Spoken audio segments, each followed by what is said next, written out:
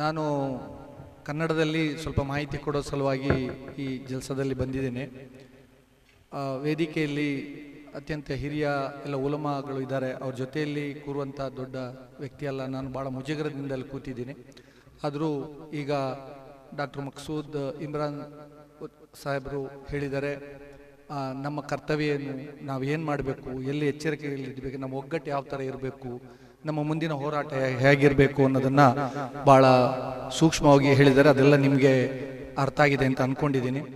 ಈ ಜಲ್ಸದ ಉದ್ದೇಶ ಇಂದಿನ ಪರಿಸ್ಥಿತಿಯಲ್ಲಿ ನಮಗೆ ಬೇಕಾದ ಮಾಹಿತಿ ಏನು, ನಾವೆಲ್ಲಿ ಜಾಗೃತರಾಗಿರಬೇಕು, ನಮ್ಮ ಹೊಣೆಗಾರಿಕೆ ಏನು, ನಾವೆಲ್ಲಿ ಎಡುತ್ತಾ ಇದ್ದೀವಿ, ಎಲ್ಲೆಲ್ಲಿ ತಪ್ಪುಗಳಾಗಿದ್ದಾವೆ, ಸರಿ ಮಾಡೋದು ಹೇಗೆ, ಮುಂದೆ ಏನು ಮಾಡಬೇಕು ಅನ್ನೋದ್ರ ಬಗ್ಗೆ ನಾವು ಪರಸ್ಪರ, ಈಗ ದೊಡ್ಡ ಜಲ್ಸಾದಲ್ಲೇ ಅಲ್ಲ, ಮುಂದಿನ ದಿನಗಳಲ್ಲಿ ಮಕ್ಸೂದ್ ಇಮ್ರಾನ್ ಸಾಹೇಬ್ ಹೇಳಿದಾಗೆ ಇಲ್ಲಿಂದ ಹೋದ ತಕ್ಷಣ ಮನೆಗೆ ಹೋಗಿ ಮರೆಯೋದಲ್ಲ, ಅಲ್ಲಲ್ಲಿ ನಮ್ಗೇನೇನು ತಿಳುವಳಿಕೆ ಇದೆಯೋ, ನಮ್ಗೇನೇನು ಮಾಹಿತಿಗಳು ಬೇಕೋ ಅದನ್ನು ಬಹಳ ಜೋಪಾನವಾಗಿ ತಿಳ್ಕೊಂಡು ಈ ಹೋರಾಟದಲ್ಲಿ ನೀವೆಲ್ಲ ಭಾಗಿಯಾಗಬೇಕು ಅನ್ನೋದು ಅವರ ಏನು ಮನವಿ ಇದೆ, ಅದ್ರ ಬಗ್ಗೆ ನೀವು ಭಾಳ ಎಚ್ಚರಿಕೆಯಿಂದ ಇರಬೇಕು ಅಂತ ನಾನು ಹೇಳ್ತಾ ಭಾಳ ಸರಳವಾಗಿ ನಾನು ಹೇಳ್ತೀನಿ.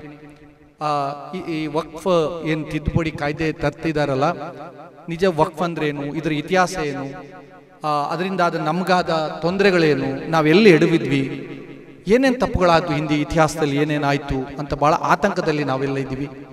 ಹಿಂದೆ ಆಗಿದ್ದ ತಪ್ಪುಗಳನ್ನ ಈಗ ನಾವು ಮಾತಾಡಿಕೊಂಡು ಜಗಳಾಡ್ಕೊಂಡು ಅವ್ನು ಮಾಡ್ದ ಇವ್ನು ಮಾಡ್ದ ಅಂತ ಬ್ಲೇಮ್ ಮಾಡ್ಕೊಂಡು ಕೂತ್ರೆ ನಾವು ಮುಂದೆ ಏನು ಮಾಡಬೇಕು ಅಂತ ಅನ್ನೋದನ್ನ ಮರೆತು ಹೋಗ್ತೀವಿ. ಅದಕ್ಕಾಗಿ ಇತಿಹಾಸದಲ್ಲಿ ಆಗಿರೋ ಲೋಪಗಳು ಎಡವಟ್ಟುಗಳ ಬಗ್ಗೆ ಯೋಚನೆ ಮಾಡಿದ್ವಿ.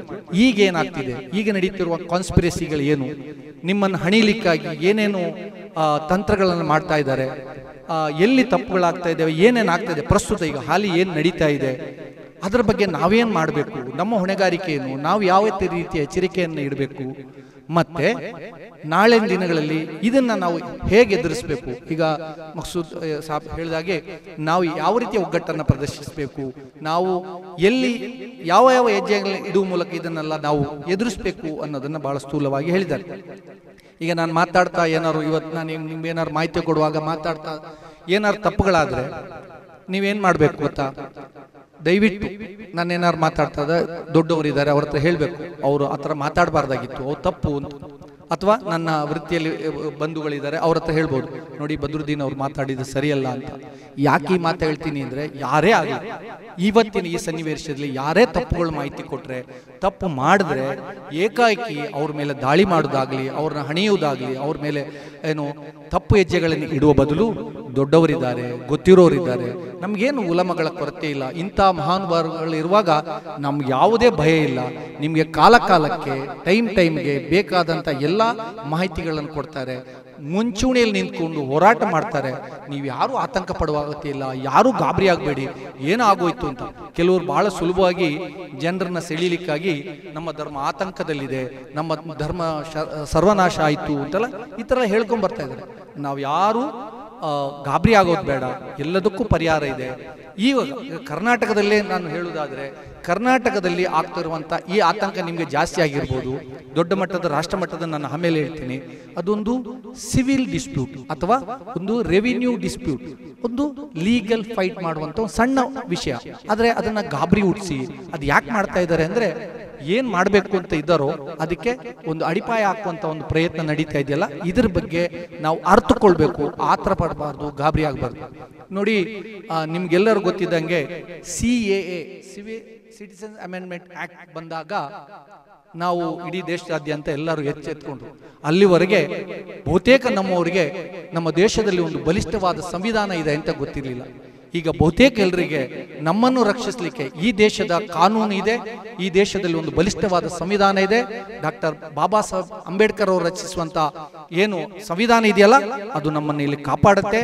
ಯಾರೂ ಆತಂಕ ಪಡಬೇಕಾಗಿಲ್ಲ. ಆದರೆ ನಾವೇನ್ ಮಾಡಬೇಕು, ನಾವೆಲ್ಲಿ ನಮ್ಮ ಹೊಣೆಗಾರಿಕೆ ಅನ್ನೋದ್ರ ಬಗ್ಗೆ ಮಾತ್ರ ನಾವು ಎಚ್ಚರಿಕೆಯಿಂದ ಇರಬೇಕು ಅಂತ ಹೊರತು, ನಮಗೆ ಇಲ್ಲಿ ಈ ದೇಶ ಕೊಟ್ಟಂತಹ ಸಂವಿಧಾನ ನಮ್ಮನ್ನು ಖಂಡಿತ ಕಾಯುತ್ತೆ. ಅಲ್ಲಿವರೆಗೂ ನಮ್ಗೆ ಗೊತ್ತಿರಲಿಲ್ಲ, CA ಬರೋವರೆಗೂ ಸಂವಿಧಾನದ ಬಗ್ಗೆನೇ ನಮ್ಗೆ ಎಷ್ಟೋ ಜನರಿಗೆ ಅರಿವಿರಲಿಲ್ಲ.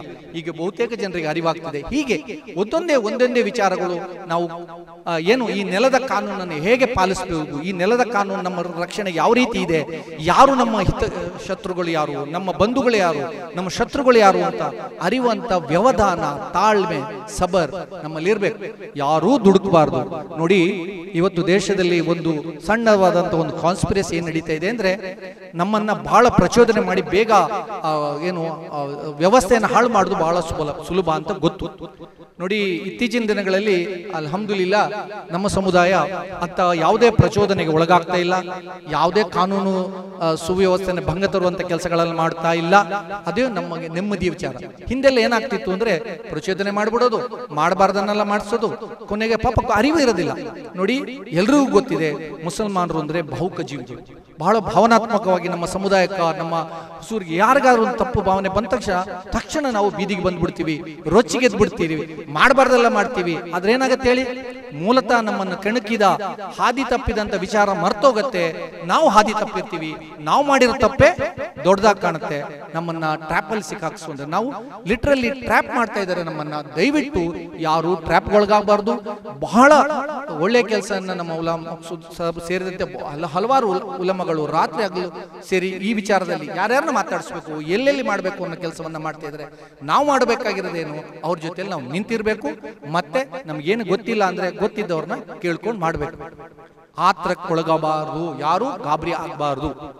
ಇರ್ಲಿ, ಈಗ ದೇಶದಲ್ಲಿ ನಾವು ಏನು ವಕ್ಫ್ ಬಿಲ್ಲನ್ನ ಏನು ತಿದ್ದುಪಡಿ ತರಲಿಕ್ಕೆ ಹೊರಟಿದ್ದಾರೆ, ಅದರ ಉದ್ದೇಶ ಮೇಲ್ನೋಟಕ್ಕೆ ಅವರು ಅದಕ್ಕೆ ಸಮರ್ಥನೆಗಳು ಸಾಕಷ್ಟಿದಾವೆ, ಅದಕ್ಕೆ ಬೇಕಾದಂತ ಅಡಿಪಾಯ ಹಾಕುವಂತ ಕೆಲಸವನ್ನು ಕೂಡ ಮಾಡ್ತಾ ಇದ್ದಾರೆ.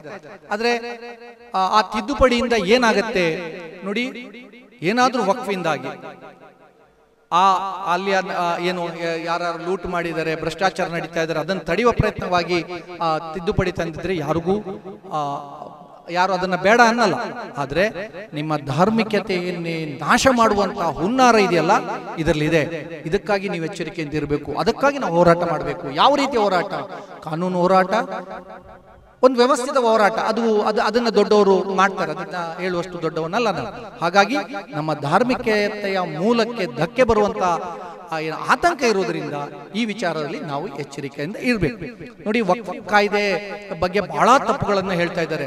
ಯಾವ ರೀತಿ ಅಂದ್ರೆ, ವಕ್ಫ್ ಅಂದ್ರೆ ನೀವು ಹೋಗಿ ಹೇಳಿದ ತಕ್ಷಣ ಆ ಜಾಗ ಇವ್ರು ಹೇಳಿದ ತಕ್ಷಣ ವಕ್ಫ್ ಆಗ್ಬಿಡುತ್ತೆ, ನಾಳೆ ಎಲ್ಲಾ ಜಾಗಗಳು ವಕ್ಫ್ ಆಗ್ಬಿಡುತ್ತೆ, ನಿಮ್ಮ ಅಸ್ತಿತ್ವನೇ ಹೋಗುತ್ತೆ ಅಂತ ನಮ್ಮ ಸಹೋದರರನ್ನ ಹೆದರಿಸುವಂತ ಕೆಲಸವನ್ನ ಮಾಡ್ತಾ ಇದ್ದಾರೆ. ನೀವು ದಯವಿಟ್ಟು ವಕ್ಫ್ ಅಂದ್ರೆ ಏನು, ವಕ್ಫ್ಗೆ ಆ ಅಧಿಕಾರ ಇದೆಯಾ, ವಕ್ಫ್ ನಿಜವಾಗ್ಲೂ ಏನು ಅನ್ನೋದನ್ನ ಮನವರಿಕೆ ಮಾಡುವಂತ ಕೆಲಸಗಳನ್ನ ನಾವು ತಳ ಹಂತದಲ್ಲಿ, ನಮ್ಗೆಲ್ಲ ಗೊತ್ತಿರುತ್ತೆ, ಎಷ್ಟೋ ವಿಚಾರಗಳು ನಮ್ಗೆ ಗೊತ್ತಿಲ್ಲ, ಮೊದಲು ನಾವು ತಿಳ್ಕೋಬೇಕು. ನೋಡಿ, ಈ ಬಗ್ಗೆ ಅಪಪ್ರಚಾರ ಮಾಡುವಂತ ಅಥವಾ ಅಪಪ್ರಚಾರದಿಂದ ಆತಂಕಗೊಳಗಾದಂತ ಸಹೋದರರು ಬಂದು ನಿಮ್ಮ ಹತ್ರ ಕೇಳಿದಾಗ ಹೌದೇನು ಅಂತ ನೀವು ಅದೇ ರೀತಿ ಹೌದು ಅಂತ ಹೇಳುವಂತ ಪರಿಸ್ಥಿತಿ ಇದೆ. ನಿಜವಾಗ್ಲೂ ವಕ್ಫ್ ಇರೋಂತ ಅಧಿಕಾರ ಏನು, ಅದರ ವ್ಯಾಪ್ತಿ ಏನು, ವಕ್ಫ್ ಅಂದ್ರೆ ಏನು, ಅದು ಯಾಕಾಗಿದೆ, ಏನಾಗಿದೆ ಅಂತ ಮೊದಲು ನಾವು ತಿಳ್ಕೊಳ್ಳುವಂತ ಪ್ರಯತ್ನವನ್ನ ಮಾಡಬೇಕು. ಮೊದಲು ಅದರಲ್ಲಿ ಇರುವಂತ ಕಾನೂನು ಚೌಕಟ್ಟುಗಳ ಇತಿಮಿತಿಯನ್ನ ನಾವು ತಿಳ್ಕೊಬೇಕು. ನಾವು ಏನೇನೋ ಮಾತಾಡ್ಬಿಟ್ಟು ಎಡವಟ್ಟುಗಳು ಮಾಡಬಾರ್ದು. ನೋಡಿ, ಟ್ರ್ಯಾಪ್ ಸಿಕ್ಸೋದು ಅಂದ್ರೆ ಹಾಗೆ, ಏನಾರು ಒಂದು ಪ್ರಚೋದನೆ ಮಾಡಿಸ್ಬಿಟ್ಟು ಏನಾರು ಅಂತ ನಮ್ಮಿಂದ ಎಡವಟ್ಟುಗಳನ್ನ ಎಳಿಸೋದು. ನೋಡಿ, ಮಾಧ್ಯಮಗಳಲ್ಲೂ ಕೂಡ ಇವತ್ತು ಮಾಧ್ಯಮಗಳನ್ನ ಪರಿಣಾಮಕಾರಿಯಾಗಿ ಅವರ ಮೂಗಿನ ನೇರಕ್ಕೆ ಬಳಸಿಕೊಂಡು ನಿಮ್ಮನ್ನು ಪ್ರಚೋದನೆ ಮಾಡುವಂತ ಕೆಲಸಗಳಾಗ್ತಿದೆ. ನಾವು ಅದ್ರ ಬಗ್ಗೆ ಜಾಸ್ತಿ ತಲೆ ಕೆಡಿಸ್ಕೋಬಾರದು. ನಾವು ಮೊದಲು ನಮಗೆ ಇದ್ರಿಗಿರುವಂತ ಮಾಹಿತಿ ಏನು, ವಕ್ಫ್ ಕಾಯ್ದೆ ಏನು, ವಕ್ಫ್ ಇತಿಮಿತಿ ಏನು, ಅದು ಯಾಕಾಗಿ ಬಂತು, ಹೌದಾ, ಯಾರಾದ್ರೂ ಅಪಾರ್ಥ ಹೇಳ್ತಾ ಇದ್ರೆ ಈ ತರ ಸುಳ್ಳುಗಳೆಲ್ಲ ತುಂಬಾ ನಿಮ್ಗೆ ಗೊತ್ತಿರುವಂಗೆ, ವಕ್ಫ್ ಅಧ್ಯಕ್ಷ ನಾಳೆ ಏನು ವಕ್ಫ್ ಟ್ರಿಬ್ಯುನಲ್ ಎಲ್ಲ ಪ್ರಶ್ನಾತೀತ ವಕ್ಫ್ ಅಲ್ಲಿ ಎಲ್ಲ ಇತ್ಯರ್ಥ ಆಗ್ಬಿಡುತ್ತೆ, ಎಲ್ಲ ಅವ್ರದ್ದೇ ಆಗ್ಬಿಡುತ್ತೆ, ಹಾಗೆ ಹೀಗೆ ಅಂತೇಳಿ ಬಹಳ ಸುಳ್ಳುಗಳನ್ನ ನಮ್ಮ ನಡುವೆ ನಿಮಗಲ್ಲ ನಿಮ್ಮನ್ನ ತೋರಿಸಿ ಬೇರೆಯವರನ್ನ ಕನ್ಸಾಲ್ಟೇಟ್ ಮಾಡ್ಲಿಕ್ಕೆ ಸಲುವಾಗಿ ಬೇರೆ ಧರ್ಮದ ಸಹೋದರರಲ್ಲಿ ತಪ್ಪು ಭಾವನೆಯನ್ನು ಮೂಡುವಂತ ಕೆಲಸವನ್ನ ವ್ಯವಸ್ಥಿತವಾಗಿ ಮಾಡಲಾಗ್ತಾ ಇದೆ. ಅದರ ಬಗ್ಗೆ ನಾವು ಯಾರ ಹತ್ರ ಹೇಗೆ ಇವ್ರನ್ನ ಸಮಜಾಯಿಸಿ ಮಾಡೋದು, ನಮ್ಮ ಇತಿಮಿತಿಯಲ್ಲಿ ನಮಗೂ ಗೊತ್ತಿರುವಂತ ಸಹೋದರರಿಗೆ ಹೇಗೆ ಹೇಳಬೇಕು ಅನ್ನೋದನ್ನ ಅರಿವನ್ನ ಮಾಹಿತಿಯನ್ನ ನಾವು ಪಡ್ಕೋಬೇಕು. ನೋಡಿ, ವಕ್ಫ್ ಕಾಯ್ದೆ ವಿಚಾರದಲ್ಲಿ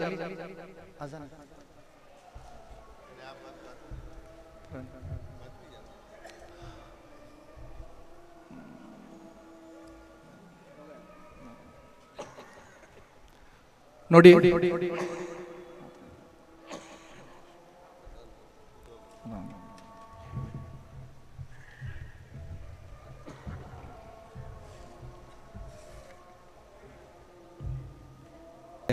ಆದರೆ ನಮಗಿರುವಂಥ ಒಂದು ಕಪ್ಪು ಚುಕ್ಕೆ ಏನು ಅಂತಂದರೆ, ಯಾವ್ದಾರ ಒಂದು ನಮ್ಮ ಧರ್ಮದ ವಿಚಾರ ಬಂದಾಗ ನಮ್ಮ ನಾನು ಹೇಳಿದ್ನಲ್ಲ ಆರಂಭದಲ್ಲಿ, ನಾನು ತಪ್ಪು ಮಾಡಿದ ತಕ್ಷಣ ನೀವು ಮಾಡಬೇಕಾಗಿರೋದು ಏನು ಹೇಳಿ, ಹಿಡ್ಕೊಂಡು ನನಗೆ ಬಡಿಯೋದಲ್ಲ. ಏನಲ್ಲಿ ನೋಡಿ ಅವ್ರು ಮಾಡಿದ್ದಾರೆ ಅಂತ ಯಾರಿಗೆ ಹೇಳಬೇಕು, ಅವ್ರಿಗೆ ಹೇಳಬೇಕು, ಹೇಗೆ ಸುಧಾರಿಸಬೇಕು, ಹೇಗೆ ಸರಿ ಮಾಡಿಸ್ಬೇಕು ನನ್ನನ್ನು ನೀವು ಆ ಕೆಲಸವನ್ನು ಮಾಡಬೇಕು. ಆದರೆ ಏನಾಗ್ತಿದೆ ಹೇಳಿ, ಯಾರೋ ಏನೋ ಅಂತ ನಾವೇ ನಮ್ಮ ಕಾನೂನನ್ನು ಕೈಗೆತ್ಕೊಂಡು ಮಾಡಬಾರ್ದೆಲ್ಲ ಮಾಡ್ತಾರೆ ಅಂತ ಹೇಳಿದ್ಮೇಲೆ ಯಾಕೆ ಹಿಂಗೆ ಆಗ್ತಿದೆ ಅಂದರೆ, ಒಂದು ನಮಗೆ ನಮ್ಮ ಸಮುದಾಯದಲ್ಲಿರುವಂಥ ಅರಿವಿನ ಕೊರತೆ, ಇನ್ನು ನಮ್ಮಲ್ಲಿ ಸಮುದಾಯದಲ್ಲಿ ನಡೆಯುತ್ತಿರುವಂಥ ನಿಜವಾಗಿ ನಮ್ಮ ಧರ್ಮವನ್ನು ಹೇಗೆ ಪಾಲಿಸಬೇಕು ಅಂತ ಅರಿವಿನ ಕೊರತೆ. ಒಂದು ಹೆಸರು ಮಾತ್ರ ಇರುತ್ತೆ ಅಷ್ಟೇ, ನಾವು ಮುಸ್ಲಿಂ ಅಂತ ಒಂದು ಹೆಸರು ಇರುತ್ತೆ, ಅದು ಚಹರೆಯಲ್ಲಿ ಮಾತ್ರ ಮುಸ್ಲಿಂ ಅಂತ ಇರುತ್ತೆ. ಆದರೆ ಒಂದು ನಿಮ್ಗೆ ಗೊತ್ತು, ಹುಜೂರ್ ಸಲ್ಲಲ್ಲಾಹು ಅಲೈಹಿ ವಸಲ್ಲಂ ಹೇಳಿದ್ದಾರೆ, ನಿನ್ನ ಏನು ನಿಮ್ಮ ಚಹರೆಯಿಂದ ನಿನ್ನ ಧರ್ಮವನ್ನು ಗುರುತಿಸುವಂತಾಗಬಾರದು, ನಿನ್ನ ನಡವಳಿಕೆ, ನಿನ್ನ ಸಂಸ್ಕಾರದಿಂದನೇ ನೀನು ಒಬ್ಬ ಒಬ್ಬ ಹೆಮ್ಮೆ ಇಸ್ಲಾಂ ಅಂತ ಮುಸ್ಲಿಮ ಅಂತ ಅನ್ನಿಸ್ಕೋಬೇಕು ಅಂತ. ಹಾಗೆ ಮೊದಲು ನಾವು ಅವರಿಗೆ, ನನ್ನ ಯುವ ಸಮುದಾಯಕ್ಕೆ ಈ ದುರಭ್ಯಾಸ ದುಶ್ಚಟಗಳಿಂದ ದೂರ ಮಾಡುವಂಥ ಕೆಲಸಕ್ಕೆ ನೀವೆಲ್ಲರೂ ಮೊದಲು ಅದು ಕೈ ಜೋಡಿಸಬೇಕು. ಯಾಕೆ ಅಂತ ಹೇಳಿದ್ರೆ, ಇವತ್ತೇನಾದ್ರು ಒಂದು ಧರ್ಮಕ್ಕೆ ತೊಂದರೆ ಆದಾಗ ಅದನ್ನು ಹೇಗೆ ನಿಭಾಯಿಸಬೇಕು, ಅದಕ್ಕೆ ಮಾರ್ಗದರ್ಶನ ಕೊಡುವರು ದೊಡ್ಡವರು ಇರೋ ಮೊದಲು ಲಾಠಿ ತಗೊಂಡೋಗಿ ದಾಳಿ ಮಾಡುವಂಥವ್ರು ಯಾರು? ಯಾವತ್ತೂ ಮಸೀದಿ ಕಡೆ ಮುಖ ಹಾಕದಿರುವವನೇ ಇರ್ತಾನೆ, ಹೌದಲ್ಲ? ಹಾಗಾಗಿ ಅಂಥವರು ನಮ್ಮನ್ನು ರೆಪ್ರೆಸೆಂಟ್ ಮಾಡೋದು ಬೇಡ. ನಮ್ಮನ್ನು ರೆಪ್ರೆಸೆಂಟ್ ಮಾಡಲಿಕ್ಕೆ ದೊಡ್ಡವರಿದ್ದಾರೆ, ತಿಳಿದವರಿದ್ದಾರೆ, ಜ್ಞಾನಿಗಳಿದ್ದಾರೆ. ಹಾಗಾಗಿ ಅದರಕ್ಕೆ ಮೊದಲು ಕಡಿವಾಣ ಹಾಕುವಂಥ ಕೆಲಸವನ್ನು ನಿಮ್ಮ ಮೂಲಗಳಲ್ಲಿ, ನಿಮ್ಮ ಸಂಘಟನೆ ಮೂಲಕ ಮಾಡಬೇಕು ಅನ್ನೋದು ನನ್ನ ಕಳಕಳಿಯ ಮನವಿ. ಯಾಕಂತ ಹೇಳಿ, ದುರಭ್ಯಾಸ ದುಶ್ಚಟಗಳು ಯಾವ ಹಂತಕ್ಕೆ ಬಂದಿದೆ ಅಂದರೆ ನಮಗದೊಂದು ದೊಡ್ಡ ಕಪ್ಪು ಚುಕ್ಕೆ. ಹಾಗಾಗಿ ಅದರಲ್ಲಿ ನಿಯಂತ್ರಣಕ್ಕೆ ಬೇಕಾದಂಥ ಒಂದು ದೊಡ್ಡ ಹೋರಾಟವನ್ನು ನಾವು ಮಾಡಬೇಕು ಅನ್ನೋದು ಒಂದು.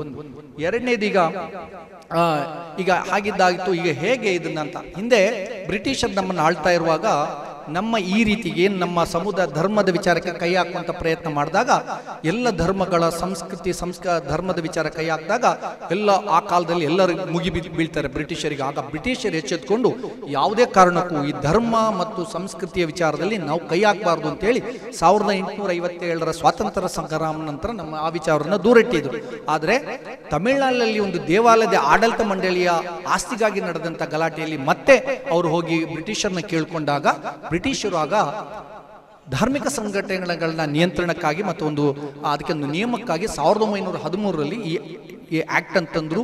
1924ರಲ್ಲಿ ಅದ್ರಲ್ಲಿ ಸ್ವಲ್ಪ ಏನು ಆಕ್ಟ್ ಅನ್ನ ವೃದ್ಧಿ ಮಾಡಿದ್ರು. ಆಮೇಲೆ ದೇಶಕ್ಕೆ ಸ್ವಾತಂತ್ರ್ಯ ಬಂದ ನಂತರ 1950 ಜನವರಿ 26ರಂದು ಏನು ನಮಗೆ ಈ ದೇಶಕ್ಕೆ ಸಂವಿಧಾನ ಬಂತಲ್ಲ, ಆ ಸಂವಿಧಾನದಲ್ಲಿ ನಮ್ಮ ಹಕ್ಕುಗಳ ಬಗ್ಗೆ ಬಹಳ ಸ್ಪಷ್ಟವಾಗಿ ಹೇಳಲಾಗಿದೆ. ನಮಗೆ ಯಾವುದೇ ತೊಂದರೆ ಇಲ್ಲ, ನಾವು ನಮ್ಮ ಧರ್ಮವನ್ನು ಆಚರಿಸಬಹುದು. ಆರ್ಟಿಕಲ್ 25 ಹೇಳ್ತಾ ಇದ್ರೆ, ಆರ್ಟಿಕಲ್ 26 ಏನು ಹೇಳುತ್ತೆ ಅಂದ್ರೆ, ಧಾರ್ಮಿಕ ಸಂಘಟನೆಗಳನ್ನ ಕಟ್ಟಿಕೊಂಡು ವ್ಯವಸ್ಥಿತವಾಗಿ ಆಯಾ ಧರ್ಮಗಳು ಮಾಡ್ಕೊಂಡು ಹೋಗ್ಲಿಕ್ಕೆ ಯಾವುದೇ ತೊಂದರೆ ಇಲ್ಲ ಅಂತ.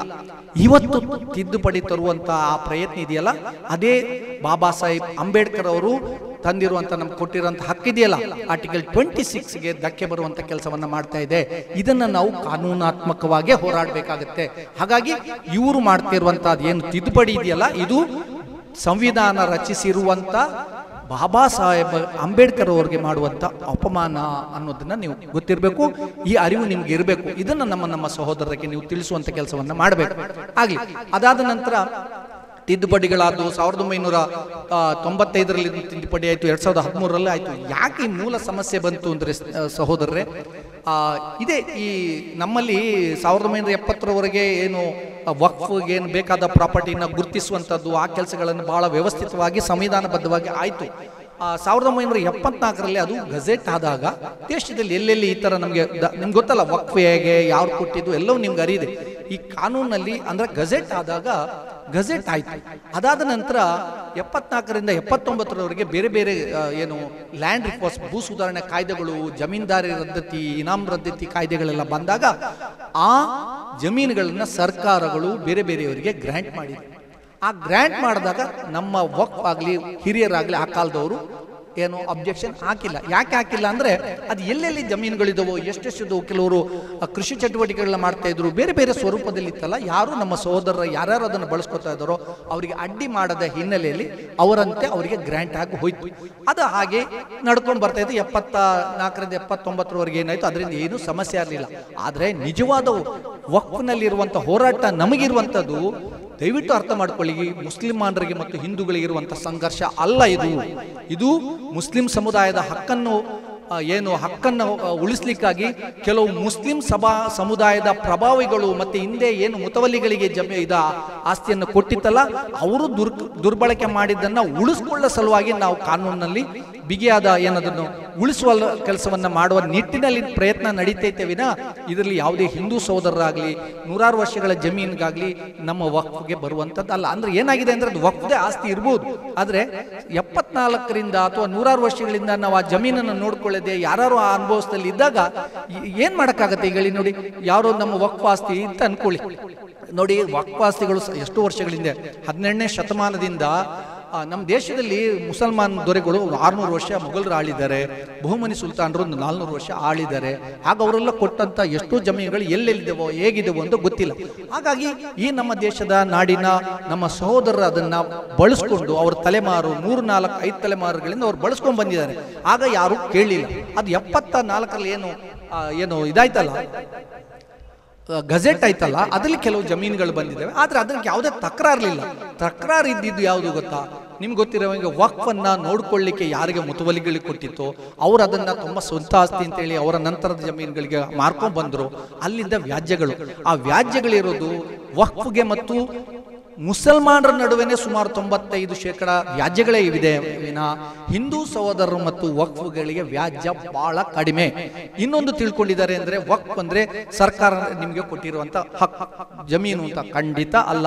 ಸರ್ಕಾರ ಕೇವಲ 3-4% ಒಂದಷ್ಟು ಖಬರ್ಸ್ಥಾನಗಳಿಗೆಲ್ಲ ಜಾಗ ಕೊಟ್ಟಿರ್ಬೇಕೇ ವಿನ ಖಂಡಿತವಾಗ್ಲೂ ವಕ್ಫ್ ಆಸ್ತಿ ಮುಸಲ್ಮಾನ್ ದೊರೆಗಳು, ಮುಸಲ್ಮಾನ್ ಹಿರಿಯರು, ಮುಸ್ಲಿಂ ಸಮುದಾಯದ ಕಲ್ಯಾಣಕ್ಕಾಗಿ ಕೊಟ್ಟಂತ ದಾನ ಕೊಟ್ಟಂತ ಜಮೀನೇ ವಿನ ಯಾವುದೇ ಕಾರಣಕ್ಕೂ ಸರ್ಕಾರದ ಜಮೀನಲ್ಲ. ಆಗ ಸರ್ಕಾರ ಜಮೀನು ಇಲ್ವಾ ಅಂತ? ಇದೆ, ಖಂಡಿತ ಇದೆ, ಆದರೆ ಅದರ ಪ್ರಮಾಣ ಕಡಿಮೆ. ಯಾಕೆಂತೇಳಿ ನಮಗೆ ಖಬರ್ಸ್ಥಾನಗಳಿಗೆ ಜಾಗ ಇದ್ದಾಗ ಅಥವಾ ಯಾವುದೊಂದು ಮಸೀದಿ ಕಟ್ಟುವಂತ ಜಾಗ ಇದ್ದಾಗ ಸರ್ಕಾರಗಳು ಅಲ್ಪ ಪ್ರಮಾಣದಲ್ಲಿ ಜಾಗ ಕೊಟ್ಟಿದೆ, ಇಲ್ಲ ಅಂತಿಲ್ಲ. ಆದ್ರೆ ಇದು ಖಂಡಿತ ಖಾಸಗಿ.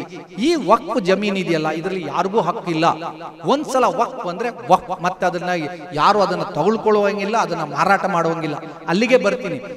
ಈ ಹೋರಾಟಗಳಿಗೆ ಒತ್ತುವರಿ ಮಾಡ್ಕೊಂಡಲ್ಲ ಇದ್ರಲ್ಲ, ಇವರು ಹೋರಾಟ ಮಾಡ್ಕೊಂಡೇ ಇದ್ರು.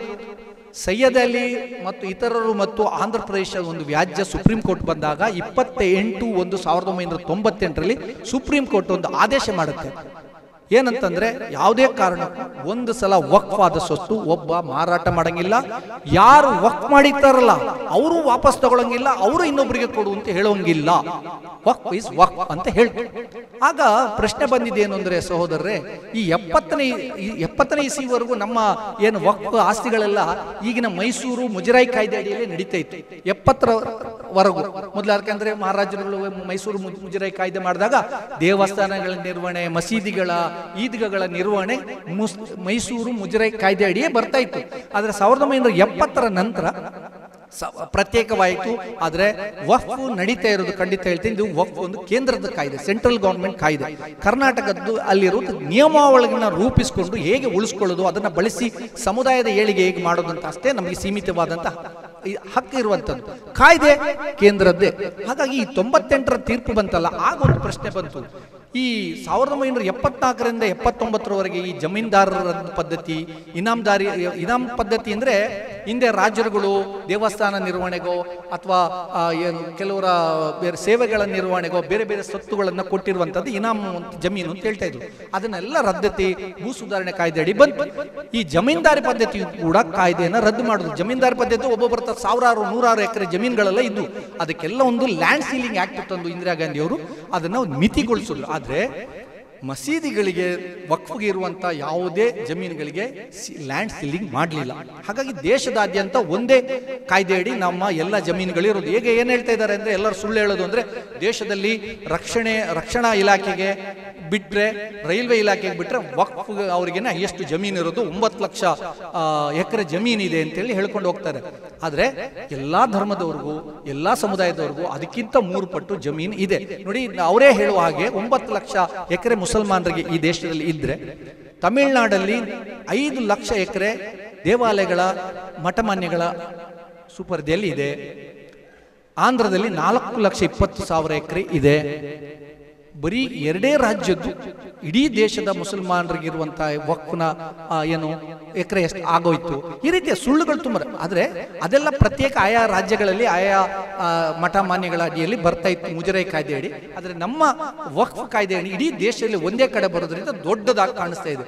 ಆದ್ರೆ ವಾಸ್ತವವಾದಲ್ಲ. ಉದಾಹರಣೆಗೆ ಕರ್ನಾಟಕದಲ್ಲಿ ಹಿರಿಯರೆಲ್ಲ ನಮಗೆ 1974 ನಮ್ಮ ಗೆಜೆಟ್ ಪ್ರಕಾರ 1,10,000 1,20,000 ಎಕರೆ ಜಮೀನು ಇರಬೇಕಾಗಿತ್ತು. ಈಗ ಎಷ್ಟು ಉಳಿದಿದೆ? 23,000 ಎಕರೆ ಉಳಿದಿದೆ. ಅದರಲ್ಲೂ 17,000 ಎಕರೆ ಒತ್ತುವರಿಯಾಗಿ ವ್ಯಾಜ್ಯದಲ್ಲಿದೆ. ನಿಜವಾಗ್ಲೂ ಇರುವುದು ವಕ್ಫ್ನಲ್ಲಿ ಕೇವಲ 6,000 ಎಕರೆ ಕರ್ನಾಟಕದಲ್ಲಿ. ನೀವು ನಂಬ್ತೀರಾ?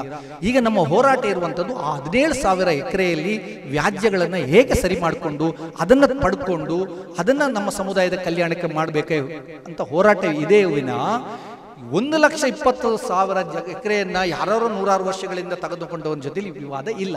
ಆದ್ರೆ ಯಾಕೆ ಈ ಗೊಂದಲಗಳಾಗ್ತಿದ್ದಾವೆ? ನೀವು ದಯವಿಟ್ಟು ಆತಂಕ ಮಾಡೋ ಅಗತ್ಯ ಇಲ್ಲ. ಅಲ್ಲಲ್ಲಿ ಈಗಲೂ ಹೊಸದೊಂದು ಟ್ರೆಂಡ್ ಆಗಿದೆ. ಮುಸ್ಲಿಮರ ಕೆಲವರು ಜಮೀನು ಕೂಡ ವಕ್ಫ್ ಅಂತ ಬರ್ತಾ ಇದೆ. ಪಹಣಿಯಲ್ಲಿ ಬಂದ್ಬಿಟ್ಟು ಹೋಯ್ತು ಎಲ್ಲ ನೋಡಿ, ಮಾಧ್ಯಮಗಳ ಕೆಲವು ವರ್ಡ್ಗಳೆಲ್ಲ ಹೇಗಿದೆ ಅಂದ್ರೆ, ವಕ್ಫ್ ಕಣ್ಣು ಆ ಜಮೀನಿಗೆ, ವಕ್ಫ್ ಕಣ್ಣು ಮಠದ ಜಮೀನಿಗೆ ಮೇಲೆ, ದೇವಾಲಯದ ಜಮೀನಿನ ಮೇಲೆ ಅಂತೆಲ್ಲ ಬರ್ತಾ ಇದೆ. ಅದು ಪಹಣಿಯಲ್ಲಿ ಕಾಲಂ 11ರಲ್ಲಿ ಹಕ್ಕು ಮತ್ತು ಋಣ ಅಂತ ಇದೆ. ಆ ಋಣ ಮೂಲ 1974 ಗಜೆಟಲ್ಲಿ ಯಾವ ಜಮೀನು ಆಗಿರುತ್ತಲ್ಲ, ಅದನ್ನ ಈಗ ಏನು ಕಾಯ್ದೆ 1998 ಸುಪ್ರೀಂ ಕೋರ್ಟ್ ತೀರ್ಪಿನ ಅನ್ವಯ ಇದು ಬರ್ತಾ ಇರುವಂತದ್ದು. ಹಾಗಾಗಿ ಇದು ಬೀದಿಯಲ್ಲಿ ಜಗಳಾಡಿನೋ ಹಿಂದೂ ಧರ್ಮೀಯರೋ ಮತ್ತೊಬ್ಬ ಜಗಳಾಡಿ ಇತ್ಯರ್ಥ ಆಗುವಂತದ್ದಲ್ಲ. ಇದು ಕಾಯ್ದೆ, ಕಾನೂನು ಹೋರಾಟ. ಇದೊಂದು ಏನದು ರೆವಿನ್ಯೂ ಡಿಸ್ಪ್ಯೂಟ್ ಇದೆ. ಅಂದ್ರೆ ಇದನ್ನ ನಾವು ಕಾನೂನು ಹೋರಾಟದ ಮೂಲಕ ಬಗೆಹರಿಸಲಿಕ್ಕೆ ಅವಕಾಶ ಇದೆ. ಹೇಗೆ ಅಂದ್ರೆ 98 ಸುಪ್ರೀಂ ಕೋರ್ಟ್ ಏನ್ ಹೇಳುತ್ತೆ, ನೀನು ವಕ್ಫ್ ಒಂದ್ಸಲ ವಕ್ಫ್ ಅದು ವಾಪಸ್ ತಗೊಳ್ಳೋವಾಗ ಇಲ್ಲ. ಆದರೆ ಯಾವುದು ಸರ್ಕಾರ ಹಿಂದೆಲ್ಲ ಗ್ರಾಂಟ್ ಮಾಡಿದೆಯಲ್ಲ ವಕ್ಫ್ ಜಮೀನು ಎಲ್ಲವನ್ನು ಯಾರು ಅನುಭವದಲ್ಲಿದ್ದರು ಉಳುವವನೇ ಹೊಲದೊಡೆಯ ಬೇರೆ ಬೇರೆ ಕಾನೂನಡಿ ಸರ್ಕಾರಗಳು ಗ್ರಾಂಟ್ ಮಾಡಿದ ಜಮೀನಿಗೂ ಕೂಡ ಈ ಕಾನೂನು ಅನ್ವಯ ಆಗುತ್ತೆ. ಹಾಗಾಗಿ ಅದು ಕೂಡ ಮಾನ್ಯ ಆಗುವುದಿಲ್ಲ. ಇನಾಮ್ ರದ್ದತಿ ಇರ್ಬೋದು, ಭೂ ಸುಧಾರಣೆ ಕಾಯ್ದೆ ಅಡಿಯಲ್ಲಿ ಗ್ರಾಂಟ್ ಸರ್ಕಾರ ಮಾಡಿರುವ ಗ್ರಾಂಟ್ ಕೂಡ ಇದರಿಂದ ತೆಗಿಯಕ್ಕೆ ಸಾಧ್ಯ ಇಲ್ಲ ಅಂತಂದಾಗ ಅದರ ಅರ್ಥ ಏನು? ಸರ್ಕಾರ ಗ್ರಾಂಟ್ ಮಾಡಿರೋ ಜಮೀನುಗಳೆಲ್ಲ ವಕ್ಫ್ ಅಂತಾನೆ ಅರ್ಥ. ಅದಕ್ಕಾಗಿ ಅದನ್ನೇ ಹಿಡ್ಕೊಂಡು ಇವರು ಆತಂಕ ಮೂಡಿಸುವಂತದ್ದು. ಹಾಗಾಗಿ ಅದೊಂದು ಕಾನೂನಲ್ಲಿ ಅಂದ್ರೆ ಸುಪ್ರೀಂ ಕೋರ್ಟ್ ಕೊಟ್ಟ ತೀರ್ಪಿನನ್ನೇ ಈ ಗೊಂದಲ ಇದೆ ಹೊರತು ನಮ್ಮವ್ರು ಯಾರು ಹೋಗಿ ಬೇರೆ ಸಮುದಾಯದ ಜಾಗವನ್ನ ಒಡೆದಾಗಲಿ ಒತ್ತುವರಿ ಮಾಡುವಂತ ಪರಿಸ್ಥಿತಿಯಲ್ಲಿ ಇಲ್ಲ. ಈಗ ಏನ್ ಮಾಡ್ಬೋದು ಅಂದ್ರೆ, ದೊಡ್ಡವರೆಲ್ಲ ಏನು ಯೋಚನೆ ಮಾಡ್ಬೇಕು ಅಂದ್ರೆ, 100 ವರ್ಷಗಳಿಂದ ವಕ್ಫ್ ಆಗಿದ್ದಂಥ ಜಾಗನ ನಾವು ಅದನ್ನ ನೋಡ್ಕೊಳ್ಳದೆ ನಾವು ಬೇರೆ ಬೇರೆ ಕಾರಣಕ್ಕೊಳಗೋ ಸರ್ಕಾರ ಗ್ರಾಂಟ್ ಮಾಡಿನೋ ಯಾರೋ 100 ವರ್ಷಗಳಿಂದ ಅನುಭವಿಸ್ಕೊಂಡು ಬರ್ತಾ ಇದ್ದಾರೆ. ಅವರು ಅವರ ಮಕ್ಕಳು, ಮರಿಮಕ್ಕಳು, ಮೊಮ್ಮಕ್ಕಳಿಗೆ ಅವ್ರ ತಲಾಂತರದಿಂದ ಗ್ರಾಂಟ್ ಆಗಿ ಹೋಗ್ತಾ ಇದೆ. ಅದು ಎಷ್ಟೋ ಆ ಕಾಲದ ಎಷ್ಟೋ ಜಮೀನುಗಳು ಗದ್ದೆಗಳಾಗಿದ್ದಾವೆ, ಲೇಔಟ್ಗಳಾಗಿದ್ದಾವೆ, ಮನೆಗಳಾಗಿದೆ, ಹೋಗಿದ್ದಾವೆ. ಈಗ ನಾವು ಹೋಗಿ ನೀವು ಎದ್ದೇಳಿ ನಮಗೆ ಕೊಡಿ ಅಂತಂದ್ರೆ ಕೊಡೋ ಸಾಧ್ಯತೆ ಇದೆಯಾ? ಅದು ಸರಿ ಹೋಗುತ್ತಾ? ನನ್ನ ಮನವಿ ಏನು ಅಂದ್ರೆ, ಯಾರೂ ಆತಂಕಗೊಳಗಾದೆ ನಮ್ಮಲ್ಲಿ ಇರಬೇಕಾದ ನಮ್ಮ ಹಕ್ಕಿನ ವಕ್ಫ್ ಆಸ್ತಿ ಇದೆಯಲ್ಲ, ಅಂದ್ರೆ ಉದಾಹರಣೆಗೆ 23,000 ಎಕರೆ ಉಳ್ಕೊಂಡಿದೆಯಲ್ಲ, ಅದರಲ್ಲಿ 17,000 ಎಕರೆ ಒತ್ತುವರಿ ಆಗಿದೆಯಲ್ಲ, ಅದನ್ನು ಉಳಿಸ್ಕೊಂಡ್ರೆ ಸಾಕು. ಅದು ಯಾರು ಆ ವ್ಯಾಜ್ಯಗಳೆಲ್ಲ ಯಾರ ಜೊತೆಯಲ್ಲಿ? ನಮ್ಮವ್ರ ಜೊತೆಯಲ್ಲಿ ಇರುವಂಥದ್ದು. ನೋಡಿ, ಇನ್ನೊಂದು ಸುಳ್ಳು ಸುದ್ದಿ ಏನು ಅಂದ್ರೆ, ವಕ್ಫ್ ಆಸ್ತಿನ ಅವ್ರು ಯಾವ್ದು ಬೇಕಾದ್ರೂ ನಾವು ಹೇಳಿದ ತಕ್ಷಣ ವಕ್ಫ್ ಆಗ್ಬಿಡುತ್ತೆ, ಅದನ್ನು ಯಾರೂ ಎಲ್ಲೂ ಪ್ರಶ್ನಿಸುವಾಗಿಲ್ಲ.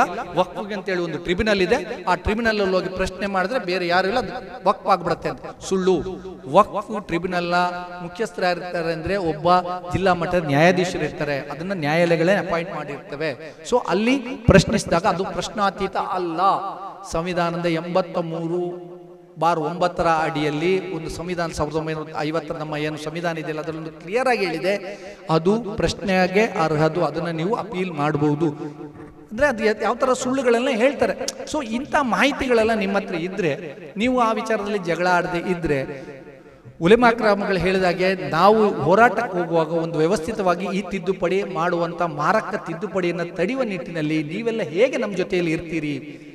ನೀವು ಮೈ ಮಾರಿಬಾರ್ದು, ನಮ್ಮಲ್ಲಿ ಒಗ್ಗಟ್ಟಿರ್ಬೇಕು, ಯಾರು ಗಾಬರಿ ಆಗಬಾರ್ದು, ಯಾರು ಟೆನ್ಷನ್ಗೊಳಗಾರ್ಬಾರ್ದು, ಹಾಗಂತೇಳಿ ಹೋಗಿ ಮನೆಯಲ್ಲಿ ಮಲ್ಕೋಬಾರ್ದು. ತಿಳ್ಕೋಬೇಕು, ದೊಡ್ಡವರಿಂದ ತಿಳ್ಕೋಬೇಕು, ಯಾವ ರೀತಿ ಯಾವುದೇ ಸಂದರ್ಭದಲ್ಲಿ ನಿಮ್ಮ ಅವಶ್ಯಕತೆ ಇದ್ರೆ ನೀವೆಲ್ಲ ಜೊತೆಯಲ್ಲಿ ಕೈ ಜೋಡಿಸಬೇಕು. ಹಾಗಾಗಿ ಈ ವಕ್ಫ್ ಹೋರಾಟದಲ್ಲಿ ನಿಮ್ಮ ಒಗ್ಗಟ್ಟಿನ ಅಗತ್ಯ ಇದೆ. ಇದರಲ್ಲಿರೋ ಆತಂಕ ಏನಂದ್ರೆ ಮೂಲತಃ ನಮ್ಮ ಧಾರ್ಮಿಕತೆ ಅಸ್ಮಿತೆಯನ್ನೇನಿದಿಲ್ಲ ಅದನ್ನ ಕೀಳುವಂತ ಪ್ರಯತ್ನ.